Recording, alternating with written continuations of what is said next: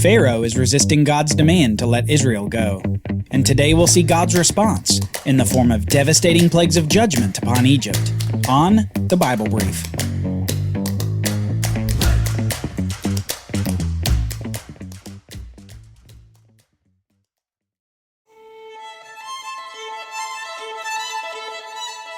God's timing is not our timing. The scope of his thoughts are so vast compared to ours that we can't understand why he would apparently delay something that seems so necessary right now. But in every moment of God's intervention in the world, he's thinking of all people, all nations, and the direction of all history. Because at every moment, God sees the end from the beginning, and he sees every point along the timeline. At every moment, God is timeless, looking into time and intervening for his purpose. His purpose, to bless the whole world through his chosen seed of Abraham, Isaac, and Jacob. A seed who would come out of this nation of Israel. The nation who's away from the land of Canaan, enslaved by Egypt, with their Pharaoh rejecting God's demands to let Israel go. Pharaoh has asked, "Who is Yahweh that I should listen to him and let Israel go?"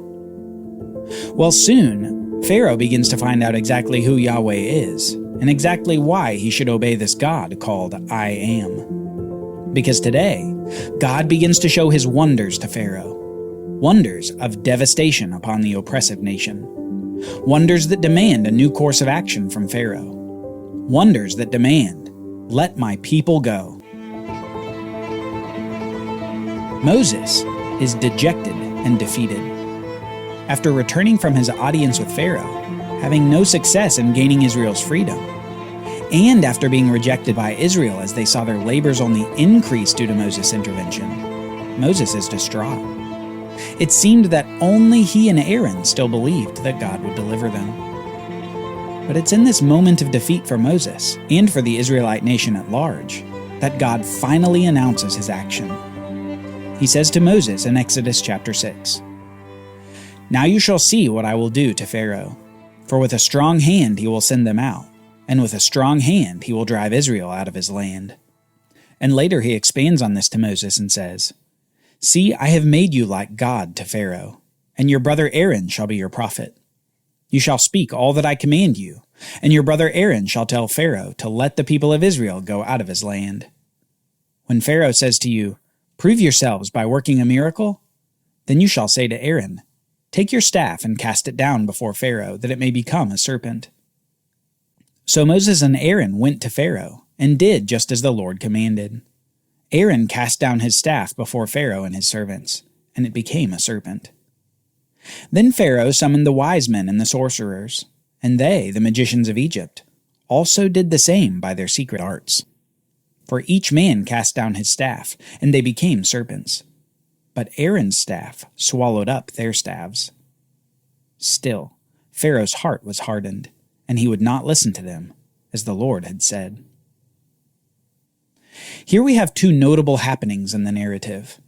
God commissions Aaron to do one of the signs that he'd given Moses back at Mount Horeb, the sign of the shepherd's staff turning into a serpent. And despite this amazing sign to prove to Pharaoh that Yahweh is indeed God, we see that the magicians and sorcerers of Egypt were able to do the same thing somehow. It seems as though God's signs of confirmation are being counterfeited effectively enough that Pharaoh doesn't listen. And as it says, Pharaoh's heart was hardened. So we see counterfeit miracles, and we see the hardening of Pharaoh's heart. Two themes that continue through the narrative as God unleashes his plagues upon Egypt. It's at this point that the real shift in the narrative takes place, because with Pharaoh's refusal to yield, even to the sign of the staff turning into a serpent, God begins his acts of judgment upon the nation of Egypt. We read this. Then the Lord said to Moses, "Pharaoh's heart is hardened. He refuses to let the people go. Go to Pharaoh in the morning as he is going out to the water. Stand on the bank of the Nile River to meet him, and take in your hand the staff that turned into a serpent. And you shall say to him, 'Yahweh, the God of the Hebrews, sent me to you, saying, Let my people go, that they may serve me in the wilderness. But so far you have not obeyed. Thus says the Lord, By this you shall know that I am Yahweh. Behold, with the staff that is in my hand I will strike the water that is in the Nile, and it shall turn to blood. The fish in the Nile shall die, and the Nile will stink, and the Egyptians will grow weary of drinking water from the Nile. And the Lord said to Moses, Say to Aaron, Take your staff and stretch out your hand over the waters of Egypt, over their rivers, their canals, and their ponds, and all their pools of water, so that they may become blood. And there shall be blood throughout all the land of Egypt, even in vessels of wood and in vessels of stone. Moses and Aaron did as the Lord commanded. In the sight of Pharaoh and in the sight of his servants, he lifted up the staff and struck the water in the Nile. And all the water in the Nile turned into blood. And the fish in the Nile died. And the Nile stank so that the Egyptians could not drink water from the Nile. There was blood throughout all the land of Egypt. But the magicians of Egypt did the same by their secret arts. So Pharaoh's heart remained hardened, and he would not listen to them, as the Lord had said. Pharaoh turned and went into his house, and he did not take even this to heart. And all the Egyptians dug along the Nile for water to drink, for they could not drink the water of the Nile. 7 days passed after the Lord had struck the Nile. This 7-day plague begins a cycle of intensifying wonders that God uses to judge the nation of Egypt, and especially to judge Pharaoh's obstinate leadership of the nation. And these plagues generally follow a pattern. First, God commands Moses to go to Pharaoh with a warning. Second, Pharaoh rejects the warning. Third, the plague comes. And fourth, Pharaoh reacts. In this first plague, the water of Egypt turns to blood. The water of the great Nile River, and the water in the basins and vessels of people's homes. All of it turns into blood. Imagine that happening just in your community or your country. Just take a moment and imagine it. It's easier to read it on a page than it is to ponder it in your mind. Wouldn't it be awful and fearful? Wouldn't you constantly be trying to find some water somewhere that you could give your family? By day 6 of the week, the whole community would be parched and close to dying of thirst. You'd think that this plague alone might move the heart of Pharaoh to let the people of Israel go. But no. We read that the magicians of Egypt did another counterfeit by their secret arts. And apparently, this convinced Pharaoh that Yahweh wasn't really behind this event. Pharaoh's heart remained hardened. As a result, the cycle continues as the devastation expands, with plague 2. Then the Lord said to Moses, Go into Pharaoh and say to him, Thus says the Lord, Let my people go that they may serve me. But if you refuse to let them go, behold, I will plague all your country with frogs. The Nile shall swarm with frogs that shall come up into your house, and into your bedroom, and on your bed, and into the houses of your servants and your people, and into your ovens and your kneading bowls. The frogs shall come up on you, and on your people, and on all your servants. As you might guess, even after the bloody water, and after the threats of the deluge of frogs, Pharaoh still resists letting the Israelites go. So in Plague 2, God unleashes the frogs upon Egypt. Such a devastating amount of frogs that they come upon all the people, their food, their tools, and their beds. Inescapable numbers of frogs. Ribbits and slime of nightmares. Even despite another counterfeit from his own magicians, Pharaoh appears to crack under this pressure of the innumerable frogs. We read that Pharaoh called Moses and Aaron and said, Plead with the Lord to take away the frogs from me and from my people, and I will let the people go to sacrifice to the Lord. And Moses prays to God according to Pharaoh's statement, and we read, The frogs died out in the houses, the courtyards, and in the fields, and they gathered them together in heaps, and the land stank. But when Pharaoh saw that there was a respite, he hardened his heart and would not listen to them, as the Lord had said. Note here that after Plague 2, we have an explicit mention of Pharaoh hardening his own heart. There's no ambiguity about it. He's actively resisting the command of God. This will be important to notice as we move on to more plagues. Then the Lord said to Moses, Say to Aaron, Stretch out your staff and strike the dust of the earth, so that it may become gnats in all the land of Egypt. So they did so, Aaron stretched out his hand with his staff and struck the dust of the earth, and there were gnats on man and beast. All the dust of the earth became gnats in all the land of Egypt. The magicians tried by their secret arts to produce gnats, but they could not. So there were gnats on man and beast. Then the magicians said to Pharaoh, "This is the finger of God." But Pharaoh's heart was hardened, and he would not listen to them, as the Lord had said. Think of the gnats right after the frogs. We know that the land was already in a state of awful odor. The fish and other water-dependent wildlife had died in the first plague. The frogs had died after the second plague. And now, as if in response to the odor, the gnats arrive. Clouds of gnats descending upon all of Egypt.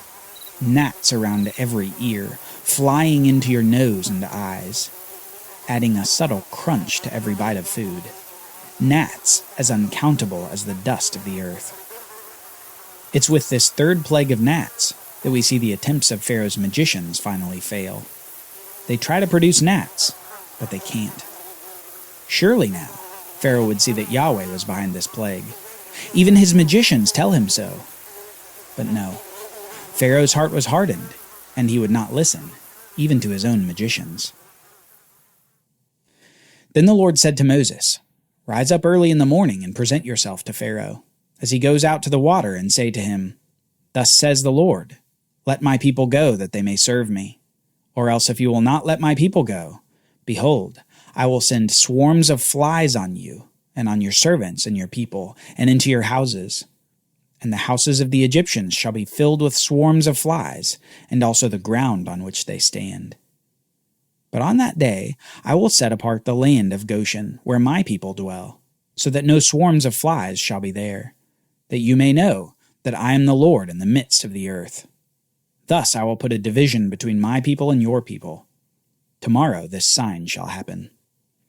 With Pharaoh's hardened heart, even with the warning of the fourth plague of flies, he resists God's command. Even with the failure of his magicians to match God's power, Pharaoh will not let the Israelites go. And so throughout all of Egypt, except for Goshen where Israel was, God sends the flies. No longer was it the little gnats. Now it was flies. And the Hebrew here indicates that they were likely large horseflies. Flies that would bite and swarm upon man and beast. Swarms filling homes and kitchens and bedrooms. Inescapable flies. And here, with this fourth plague, Pharaoh appears to crack again. So Pharaoh said, "I will let you go to sacrifice to Yahweh your God in the wilderness. Only you must not go very far away. Plead for me." So Moses went out from Pharaoh and prayed to the Lord. And the Lord did as Moses asked, and removed the swarms of the flies from Pharaoh, from his servants and from his people. Not one remained. But Pharaoh hardened his heart this time also, and did not let the people go. Despite the plagues of bloody water, frogs, gnats, and flies, Pharaoh continues to harden his heart. He continues defying God's command, and he keeps lying to Moses to avoid the continued effects of the plagues. Israel, however, is perhaps beginning to see the light. With this final plague only hitting the Egyptians, but sparing the land of Goshen, Israel perhaps sees that Yahweh their God is indeed behind these great signs and wonders. Even though they had rejected Moses, perhaps now they are beginning to see that God's using these plagues to do more than just free them from slavery. God is doing something great in history that means more than Israel's freedom. Because it's not just Egypt that will hear about these plagues. These great acts will make God's name known throughout all the earth, as everyone hears of the plagues upon Egypt.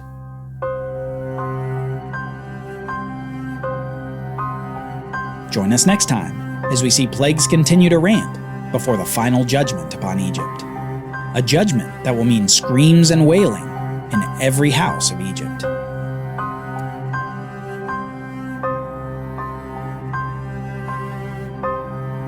The Bible Brief is brought to you by the Bible Literacy Foundation, dedicated to helping people like you learn the Bible.